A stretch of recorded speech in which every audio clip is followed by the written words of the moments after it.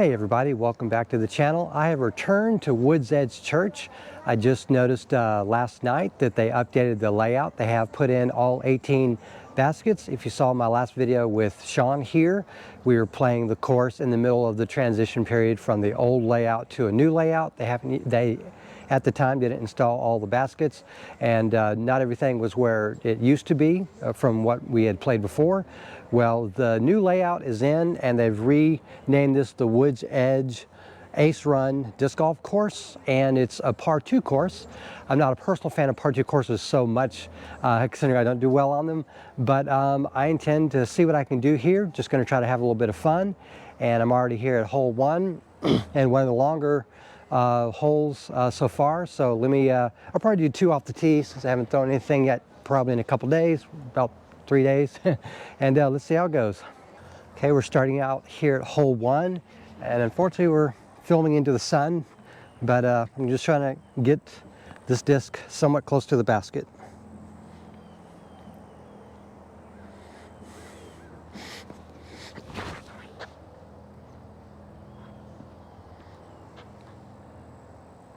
That'll work. That's at the edge of the gate. That was my AVR. Here's my AVR 3.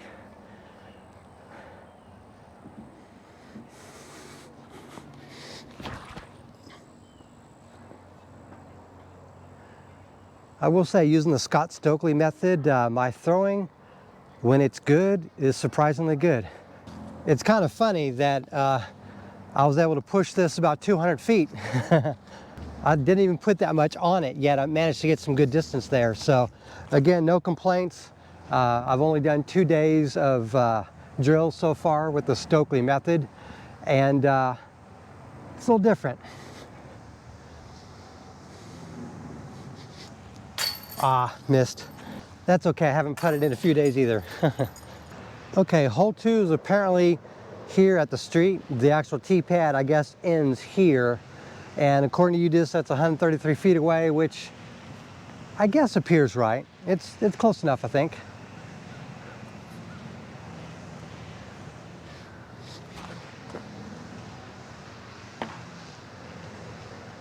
That's not good. All right, so it is what it is. I'm about 40 out. Let's see what I can do. I would put a marker here, but I think that would put this a little too close. So I think I'm just going to putt from here.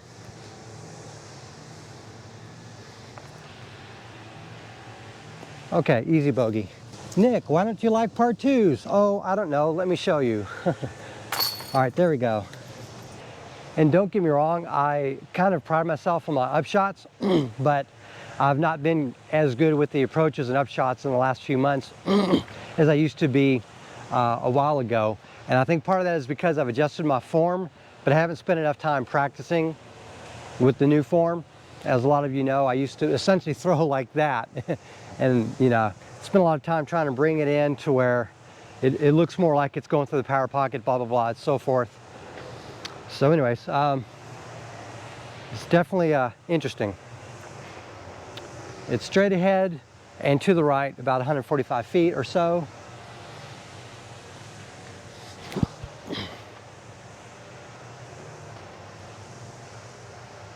Okay, let's see where it's at. All right, so I am effectively playing this course blind. Not knowing what this looks like, I basically just threw. So I'm completely blocked off. There's literally no way to get a disc through all that brush. So I've got to come around out here just to kind of get it close to the basket. Now I'm going to try to put it in the basket, but I can't guarantee anything. Okay, that was really good. And no complaints. You know, I knew what I was getting into. I'm playing a course essentially blind, and I haven't done any throwing. Okay, this next basket is not too far away. Hopefully I can get something close to the basket this time. I'm going to throw my R-Pro Pig.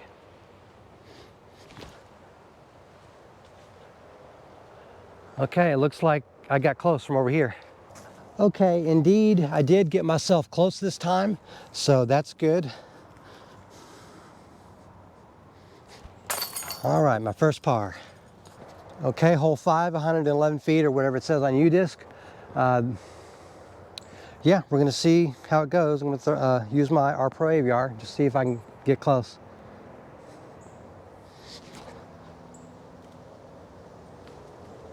All right, I've got a putt.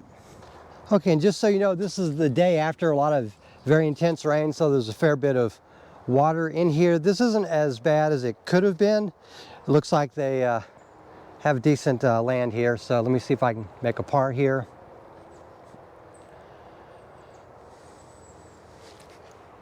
Looks like I can. Okay, the basket is 140 plus feet away. From here, this tee pad has a fair bit of obstructions. If you have an accurate sidearm, you could probably go this way with something flat, so maybe slightly understable, depending upon what your skill level is. But you can also go backhand this way. I'm going to try to use this Toro, flex it out a tiny bit. Hopefully it'll kind of catch up. But there are definitely obstructions that I've got to miss just to make this work.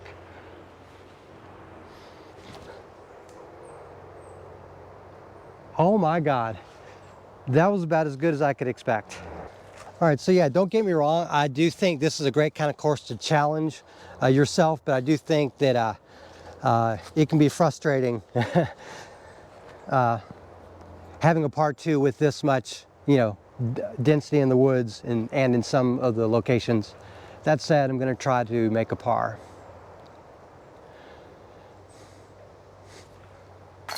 Okay. Okay, hole 7 is pretty much the same hole that it used to be in terms of the layout when it was like hole 4 or 5 on the original layout, but for here, it's just as challenging. And the only real gap is this straight gap, if you want to get close enough to the basket to get a birdie on the old layout or a par on this one. In fact, I would consider this a par 3 hole myself. I wouldn't put a par 2 arbitrarily on every single hole here because I think some are par 3 territory more than others.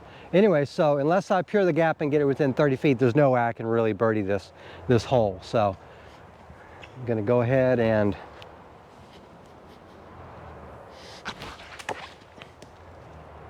that's why this shouldn't be a par 2. The odds of someone at this level making it through is very, very low.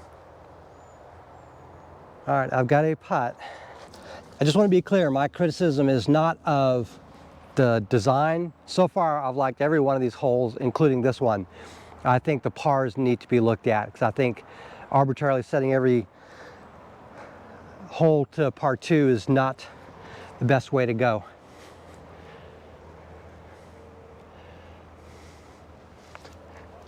Like this used to be a par 3, for example, but now it's a par 2. I personally don't think that that's a good change. I think it's a better change if you're at a higher skill level. But you know me, I'm like a novice rec, and that's my perspective and that's where I'm coming from. This hole, for example, I think is a par 2. So my criticism should be taken in that context. So I'm not trying to do an ace run here because I don't have that level of control or luck that would help me. But what I do have, I'm going to try to get it somewhat close to the basket. If I can get it within 20-25 feet, I have a chance of making par. It looks like it's close to the basket, though I can't actually see the basket from here. I can only see the basket from there. That's why I have the camera positioned there. Okay, so I consider this a win on my part. I basically planned and executed. Okay, so hole 9, it's 123 feet ahead and over there. So that's essentially where I'm aiming. I think this would be a great forehand hole if you have a good one for 100-foot approaches.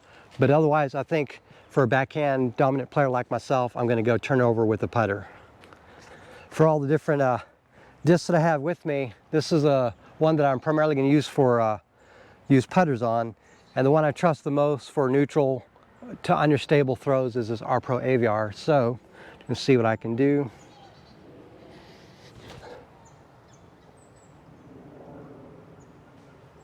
Ooh, I hope you caught a little bit of that flight. I should have moved out of the way, but I think I've got a putt. Okay, this is actually what I intended to do. I thought I hung the disc out a little wider, but it basically plopped in there. That's cool. Okay, so I've positioned this camera to where you can just see the basket through there.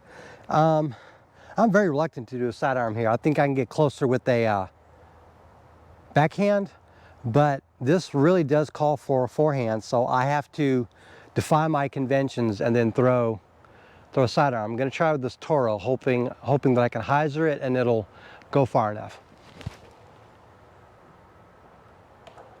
Oh, that wasn't good. Okay, I've got some bad news. I don't really have a, ooh. From there I don't have a line, but from here I have a line. So I do have a line to the basket. Let me move this thorn branch out of the way. All right, I'm gonna put that over there. Now I'm gonna attempt to putt. Okay, I did not see this from over there.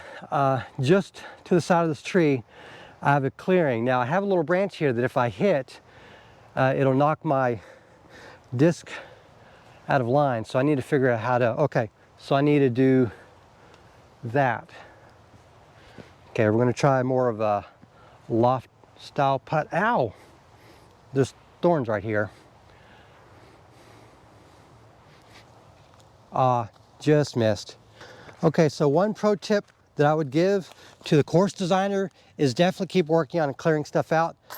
I think this course has a lot of potential with a lot of these thorns, poison ivy, etc. cleared out. The framework is here. This layout is a good layout, but I think some improvements are in order. Okay, hole 11 is about 80 feet in front of the old tee pad that's back there, the old concrete tee pad, which, you know, they couldn't remove for obvious reasons. You basically go up to this indicator, the sign and the indicator here that indicates the tee pad. 153 feet away, I'm going to try to replicate a similar throw to what I did off the tee of hole 1.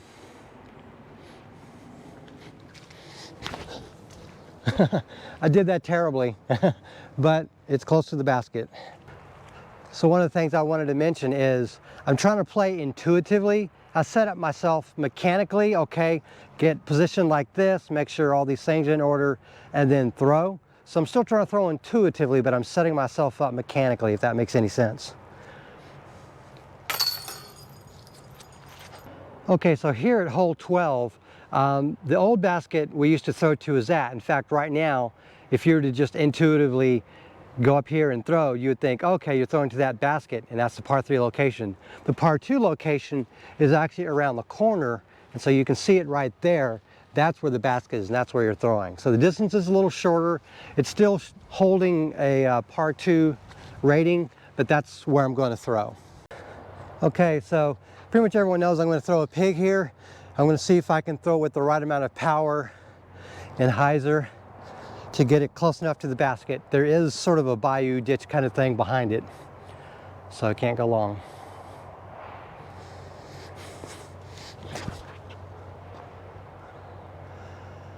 All right, I'm out there. Okay, so the good news is I didn't go too long or into that, whatever it's called, but the bad news is I still did go a little long into here, so I'm gonna have to work on some power control for that. So, and there's thorns kind of around here, so this is going to make this a little more precarious. Okay, I've got the line. I'm going to put that there. There's the mini. Hopefully you can see that. Put my hand in my pocket so it doesn't get stabbed by these thorns.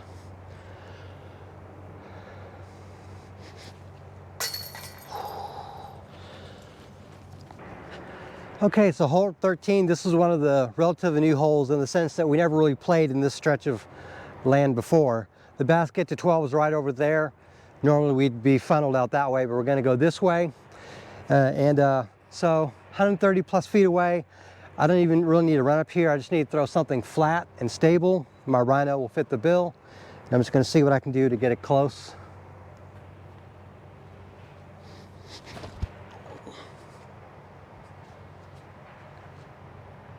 All right, I got real close. So this is pretty crazy. This is what I would have expected 6 to 8 months ago when I was still practicing up shots and I hadn't completely adjusted my form. I don't know if I've reverted to my old form or if any of the new Stokely method changes in terms of how I set myself up are coming into play here. I won't be able to tell until I look at the footage tonight, but I'm very proud of that throw for what it is. I know I'm pretty critical a lot in terms of on and off camera, in terms of my performance and stuff like that, but I'm actually proud of that throw. Okay, now we reached hole 14, and though I love the design of this hole, it's a par 2, 246 feet, par 2. I just think that's too much to ask for a beginner disc golfer or a novice disc golfer in terms of, you know, I think it stands out as being a little more difficult for the maybe first year, you know, player, but whatever. I'm going to throw my G-Star Hawkeye and just try to get close to the basket.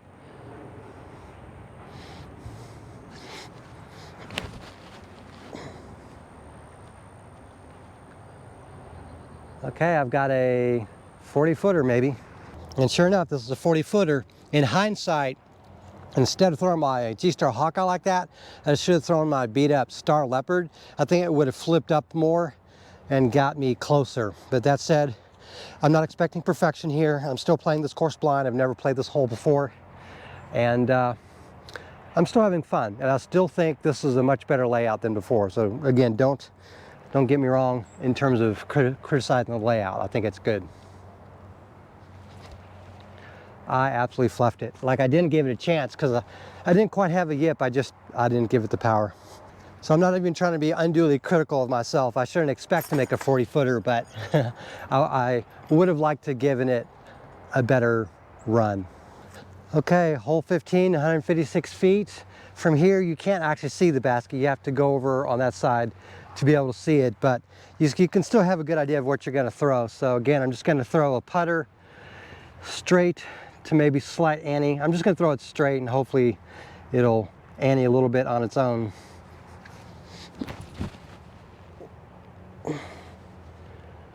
From here, I can't tell how close it is to the basket, but I think I've got a putt. Okay, this is better than I expected.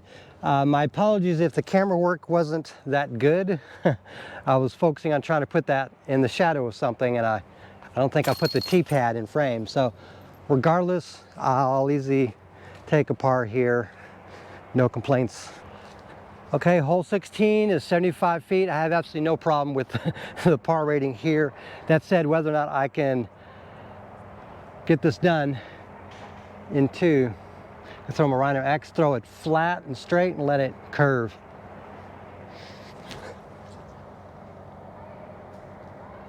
Yes, sir.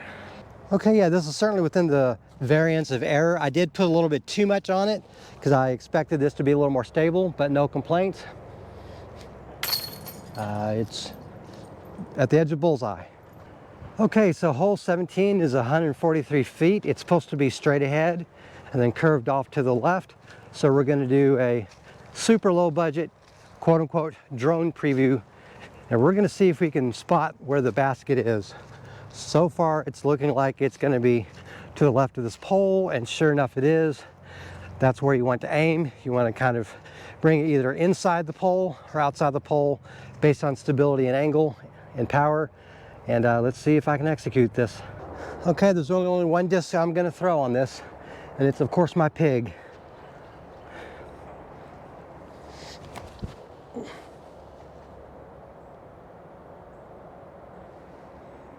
Let's see how that goes.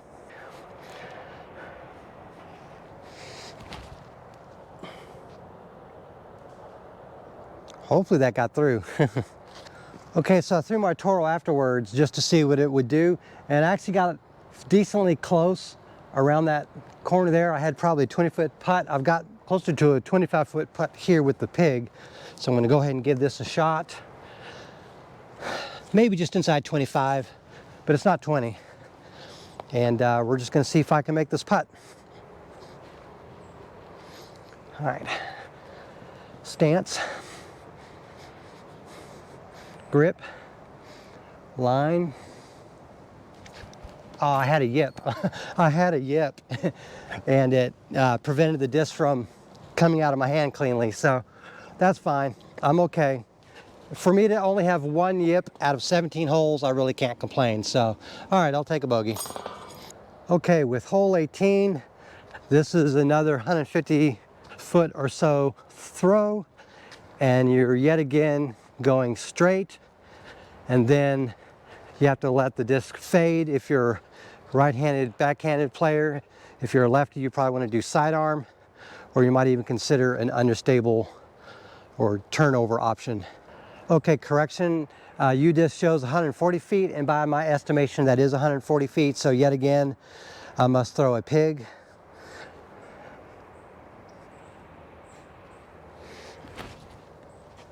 Oh, okay, so unfortunately for me, I threw this at the wrong angle. I'm just gonna put my marker there. Ow. This is close enough. So, all right, I'm gonna see what I can do to get a putt in. I actually have my foot closer this way, but here, let me show you where I got the marker.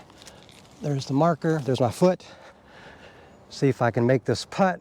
This is not good.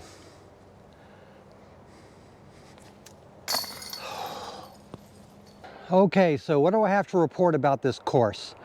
I think it's a much better course. I think it's a better layout. I think it's more fun overall. The only two critiques I have is I think it needs to be cleaned up a little bit more. I think if the church can get some volunteers going, there's a lot of potential in this course. I think this could be one of the best short courses in or around the Houston area with a modest amount of work. The only other critique I have is the pars. I think there's a handful of holes, including some of the ones that used to be par threes, that should be a par three in this layout, and give, you know, some of your newer players more of a chance to make par or even snag a birdie in some cases. But I absolutely love this course. I think it's gotten much better, and I think you should play it. I think if you're in the Houston area and you want to play a fun little par 2 level course that's short, a lot of very interesting holes with a lot of unique shot shapes, you're not just throwing all, you know, hyzers. I think this course is definitely something to consider. So my hat's off to the people that put in all the work to make this course better. You did a good job. I am very excited about this course, and I will come back. I'm going to bring however many people I can with me. We'll have duels and whatnot, or maybe even some scrambles. I think that'd be fun. Anyways, thank you very much for watching. I hope you liked the video, and we'll catch you next time. And I completely botched that outro.